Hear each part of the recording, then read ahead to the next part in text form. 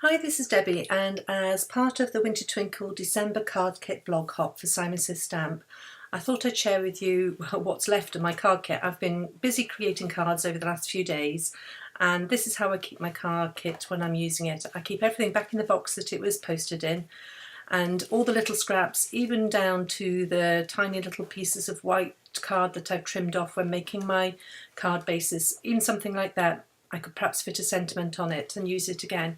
And I keep everything gathered together in the box so that I can keep referring to it and using it. This kit is packed full of goodies intended for heat embossing, and I thought I'd talk a little bit about heat embossing today, just in case this is something new to you.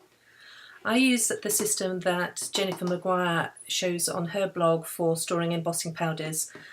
Jennifer is absolutely fabulous at keeping all her supplies organised, and basically I turn to her whenever I need to organise my own supplies.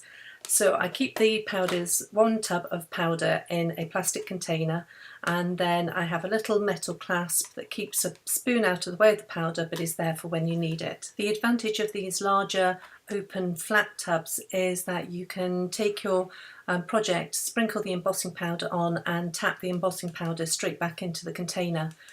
I've recently just organised my Simon Says Stamp embossing powders, and I really like those. They're working really well. And I've also used a lot of Ranger embossing powders and Hero Arts too. One essential item when you're heat embossing is some form of powder tool. Here I've got two cardstock, and on the left I've given it a really rough treatment with my hands, letting the oils from my fingers bind to the surface of the card. And then for the piece of card on the right, I'm treating it with an EK Success powder tool. That lays down a little bit of powder onto the surface of the card, which stops the embossing powder sticking where you don't want it. I've taken the thank you stamp from the Sparkle and Shine stamp set included in the kit and inked that with the Distress ink mini pad there from Ranger. That's really cute and very handy size. I'm stamping the thank you onto both the sample pieces, and then I'm going to sprinkle with Ranger Liquid Platinum embossing powder. I've used a scrap piece of white paper underneath my projects so that they collect any of the spare powder, and then I can fold that up and sprinkle the powder back into my container at the end. So I've given everything a really good covering of the granules, and now when you lift up the two different pieces of card, you can see there, that's the one that I rubbed my fingers over lots, and you can see how the embossing powder is sticking quite a bit, whereas the other piece, which had the powder treatment on it, that is mainly, there's a little bit there where that's where I touched the piece when I was laying it down, but mainly that piece is much cleaner. It has much less of the granules sticking where you don't want them. Once the powder is tidied away, it's now time to turn to the fun part of this, which is the heat embossing. I remember the first time I saw heat embossing. It really is a magical process that even now I don't get tired of seeing. So to start with, you want to turn on your heat tool and leave it running for a few seconds to heat up before you bring it to your project.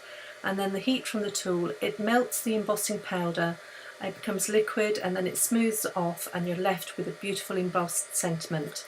Here's the comparison of my two samples, and I don't know how well you can see that, but the one which had the powder treatment first is certainly a much cleaner embossed sentiment than the one which I'd manipulated with my fingers beforehand. Now, I do love seeing embossing on anything, but I particularly like seeing embossing on vellum. There's something about the translucency of vellum mixed with the heat embossing which just is beautiful. I've taped a piece of the paper vellum from the kit onto a scrap piece of card.